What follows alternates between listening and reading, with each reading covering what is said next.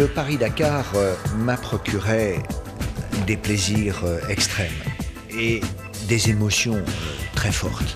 Parce que lorsque vous êtes sur votre moto, seul dans un désert, votre esprit et votre tête dans le casque, sous un casque, fait que il m'est arrivé de sourire, de chanter, de siffler dans mon casque. Et il m'est arrivé aussi de pleurer dans mon casque. Parce que vous souriez de joie, d'allégresse, vous souriez de ce plaisir intense. Et en même temps, vous souffrez. Vous avez des souffrances physiques, des moments d'épuisement, des souffrances morales. Et aller dans le désert en moto, j'ai voulu le faire parce que c'est comme si je mettais ma moto dans une navette spatiale avec la volonté d'aller faire de la moto sur une autre planète. Le désert, c'était mon autre planète. Et c'est ça qui m'a procuré aussi un plaisir extrême.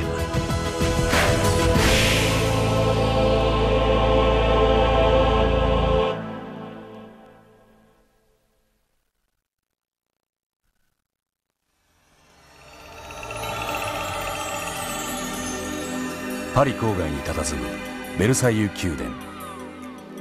ここが今年で20回目を迎えるパリ・ダカールラリー幕開けの舞台となった。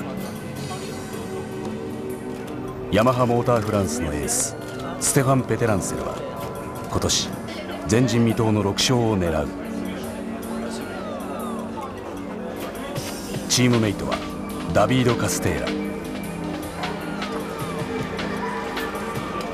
折々を擁する BMW。KTM は10台のマシンとトップライダーを用意した。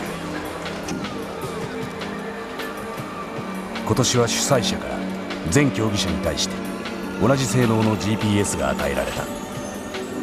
この小さなハイテクの産物が広大なアフリカで道しるべとなるのか。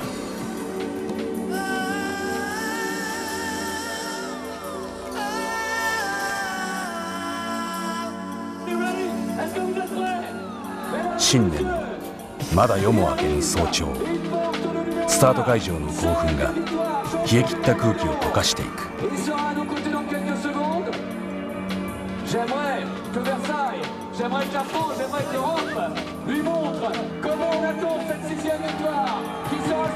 18日間10245キロの壮大な戦いが始まる。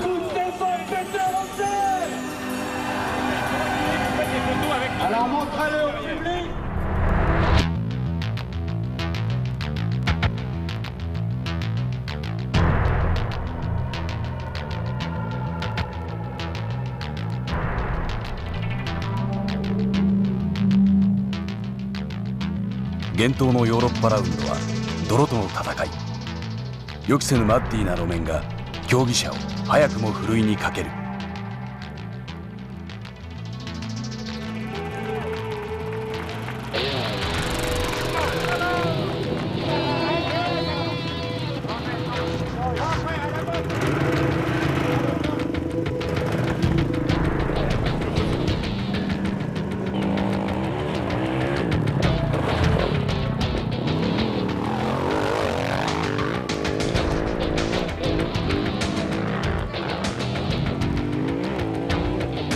ナルボンヌ、フランスの英雄が熱い旅立ちのエールを受ける。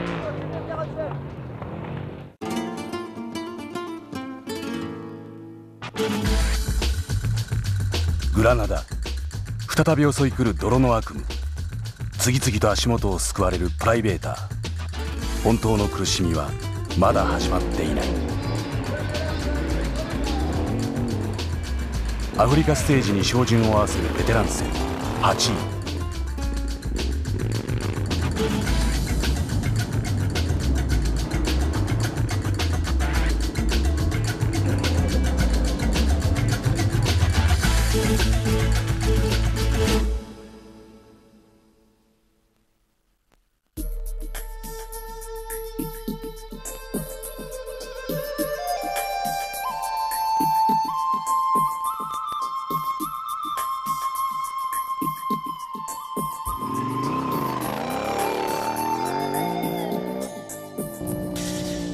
モロッコ。岩がむき出しになったうねるように続くダートコース。王者ベテランセル早くも総合トップに。2分24秒差でベテランセルを追う4位サント。そして3位ティアイネンが続く。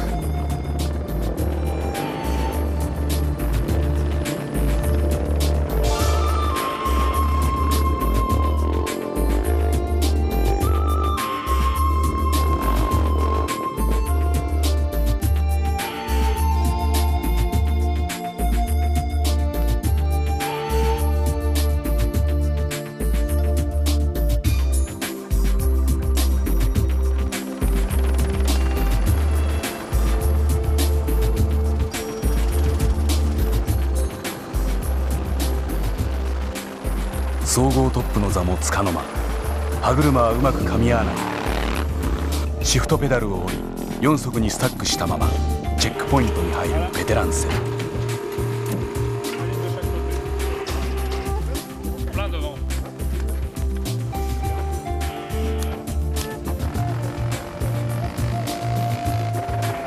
そしてミスコース。C'est un petit enchaînement de circonstances, un petit problème mécanique au départ et puis après du fait de ce problème mécanique je me concentre plus sur la piste et puis voilà, je suis quelqu'un, je me perds et c'est des choses qui arrivent. Enfin bon, la course est encore longue et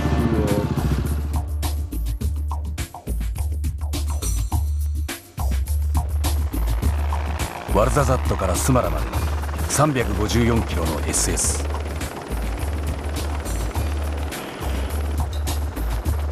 総合トップに立ったロマをベテランセルが追う。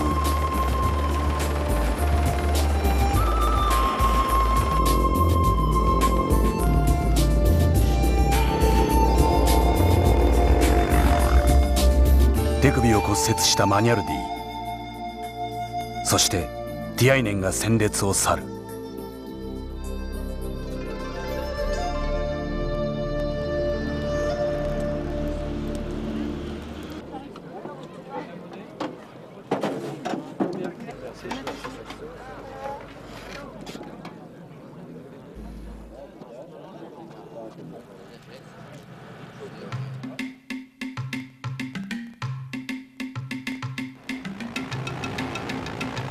逃げるロマ KTM LC4660。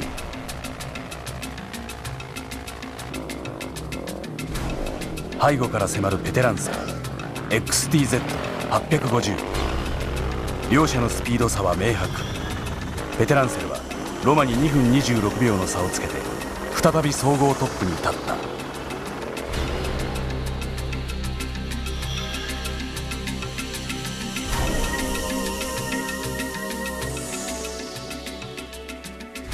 この日から競技者はライバルとの戦いと同時にさらに過酷さを増したアフリカの大地との戦いを強いられる。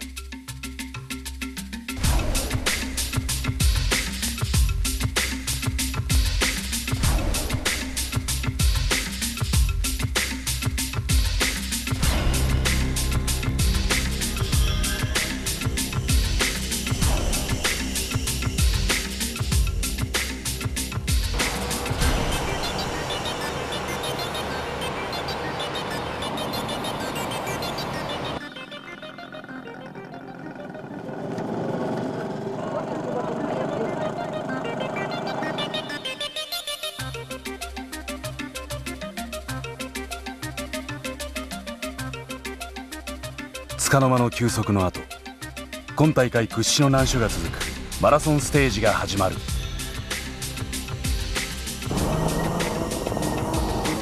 立ちはだかる大砂丘、舞い上がる砂塵、巨大なあり地獄に力尽きるマシンライダー。遠いダカールの海を思い疲れ果てた手でスロットルを開ける。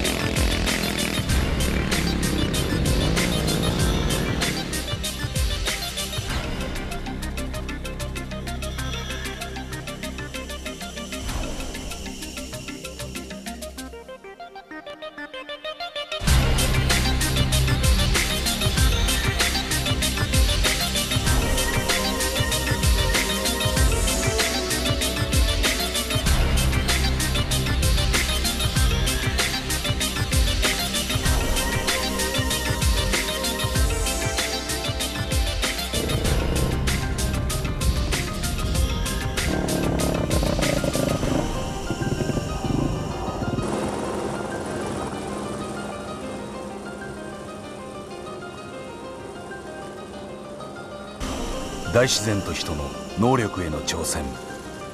ヤマハの冒険への扉は20年前ジャンクロード・オリビエによって開かれた。ヤマハモーターフランス代表ジャンクロード・オリビエ。1965年オリビエは当時まだヨーロッパで無名だったヤマハのモーターサイクルの販売を任される。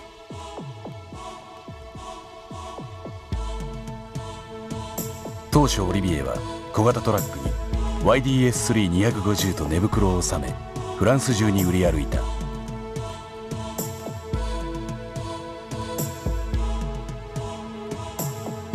その後レースに出場し、勝つことがセールスにおいて最良の方法と考えたオリビエは自らハンドルを握り、69年のボルドールルマン1000キロに出場。さらにモトクロスエンデューロへと活躍の場を広げていく。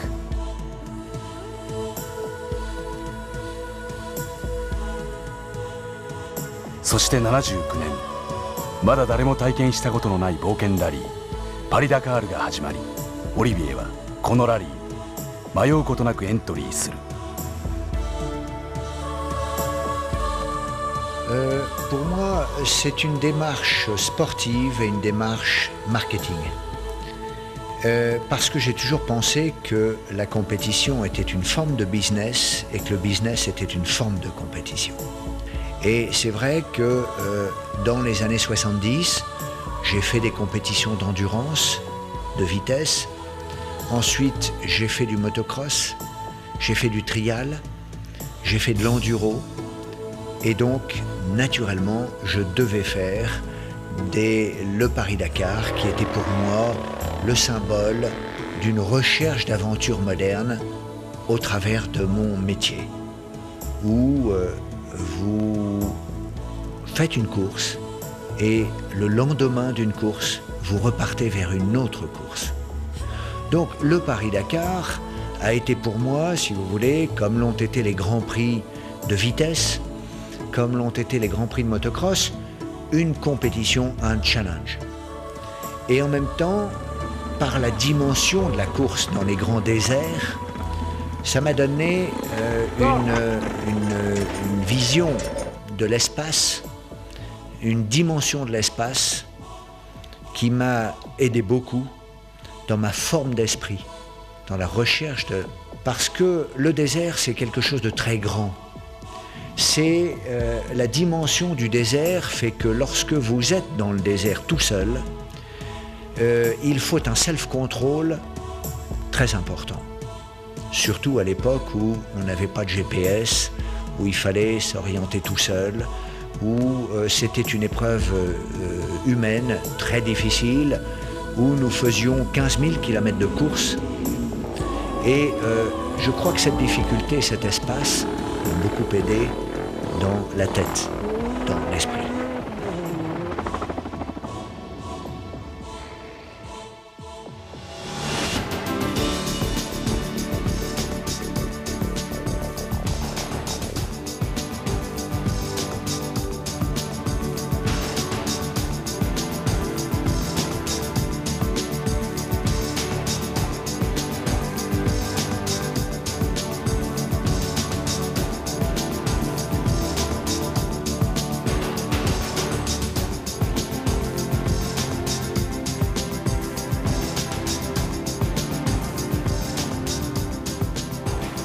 オリビエ自身も6回にわたる出場を果たし、さらに若きベテランセルを発掘、偉大なるチャンピオン誕生の足がかりを作った。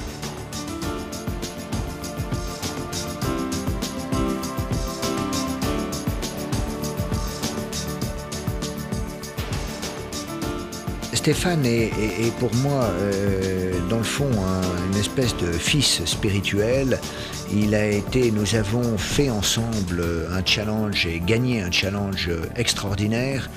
Et je crois qu'il l'a gagné parce qu'il a eu d'abord une très grande confiance d'une entreprise et d'un homme qui lui a donné les moyens de se réaliser au plus haut niveau. Et j'ai donné pendant ces 10 années une très grande confiance à Stéphane. et en même temps une complicité entre lui et moi. Parce qu'il a reconnu cette complicité, non pas par la différence d'âge, parce que je pourrais être son père, mais par le fait que je faisais moi-même de la moto, que j'avais fait le Paris-Dakar avec lui, etc. Et nous pouvons dialoguer, comprendre, échanger, analyser avec cette complicité qui était nécessaire, je crois. Hein?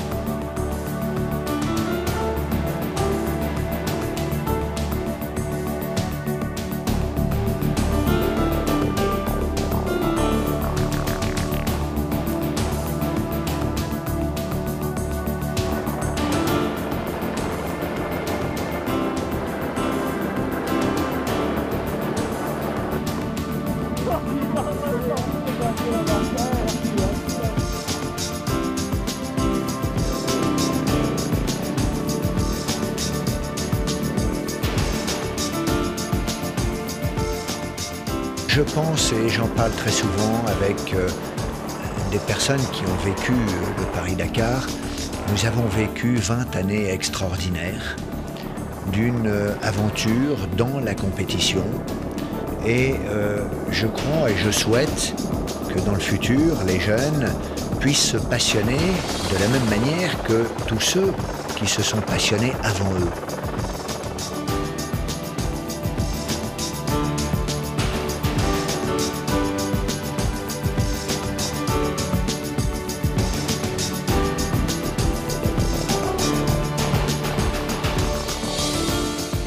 J'ai toujours dit que je donnerais 10 ans de ma vie pour les 20 années que j'ai vécues en Afrique.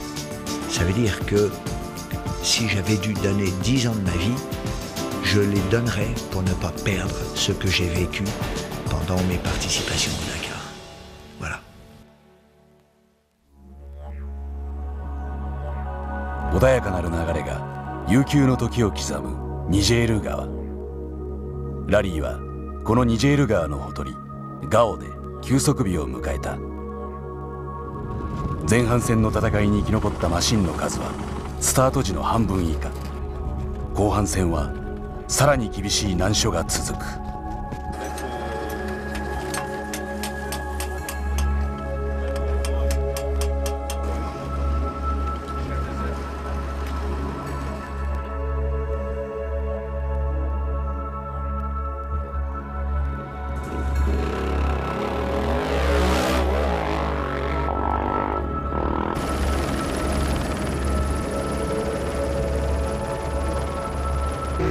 Donc il faut bien regarder le roadbook, mais surtout garder toujours un œil sur la piste qui a bien modifié par rapport au premier passage qu'on a fait l'autre jour.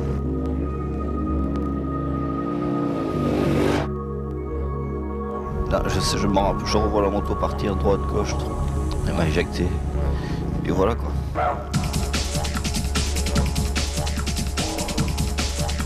Un problème de pompe à eau, c'est-à-dire que la pompe à eau s'est mise à fuir et toute l'eau qu'il y avait dans le radiateur est partie.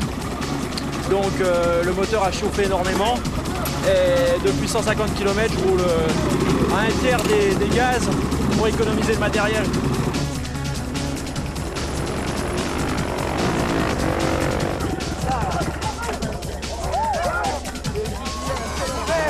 Merda! Io... Non è proprio... Maledetto! Chi? Cosa? Maledetti GPS di merda! 2 GPS!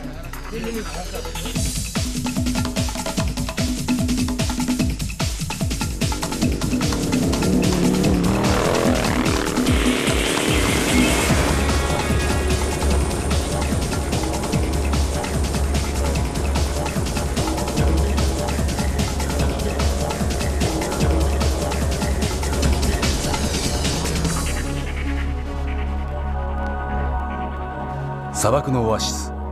砂漠を行き交う人々はここで命の水を補給する。長距離のステージではチェックポイントがこのオアシスの役目を果たしている。給油と給水、ひとときの安らぎ、そして再び戦いへと戻っていく。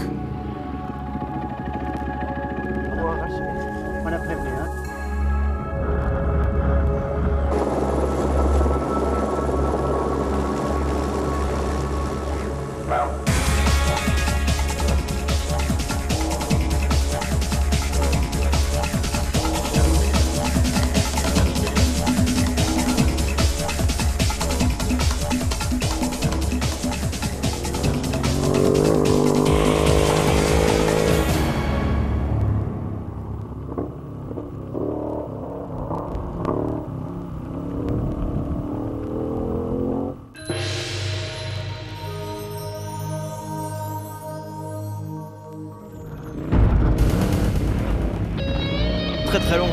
Surtout que là on a eu une partie de hors-piste très cassante dans de la très grosse herbe à chameau.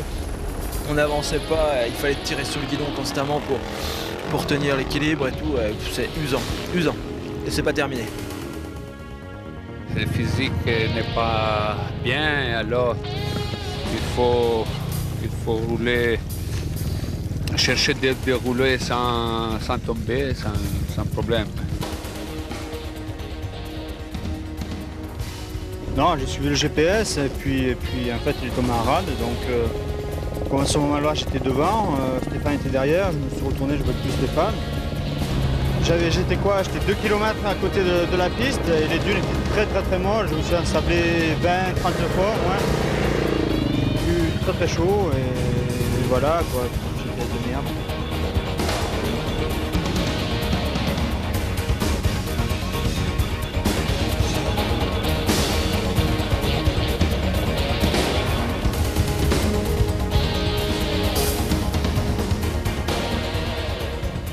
極限状態にまで蓄積した疲労、マシンが抱えたストレス、腕の痛みをこらえてスロットルを握るライダーに試練が続く。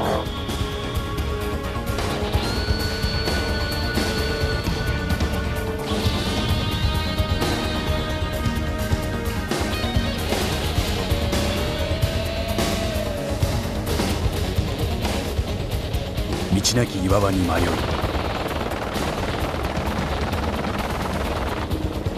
果てしなく連なる大砂丘が行く手を阻む。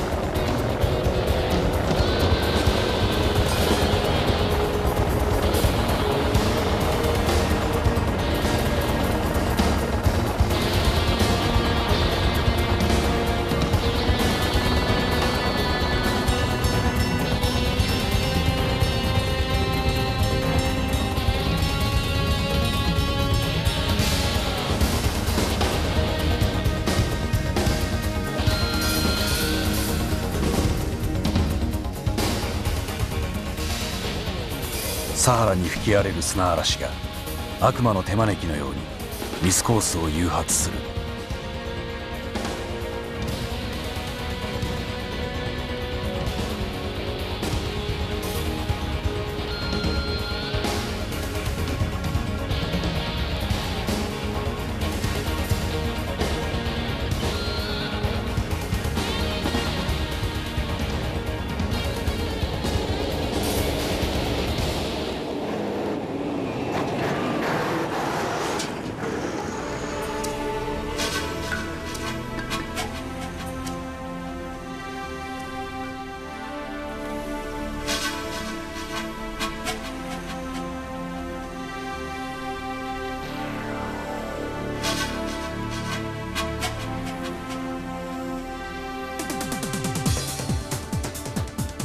乾ききったサハラの空気が徐々に湿り気を帯びてくる。そしてゴーグルの奥に広がる大西洋の青い輝き。